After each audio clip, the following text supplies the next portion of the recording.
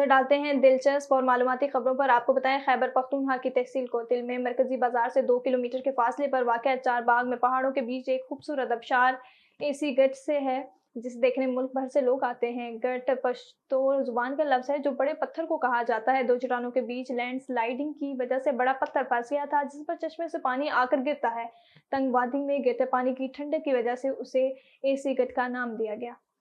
रूसी खातून ने QR code की मदद से भारतीय शोध की तलाश शुरू कर दी। खातून ने इस हवाले से सोशल मीडिया अकाउंट पर एक मुख्तसर वीडियो भी अपलोड की है। वीडियो में देखा जा सकता है कि डानारा ने एक पोस्टर थाम रखा है जिस पर लिखा है, मुझे इंडियन शोहर की तलाश है।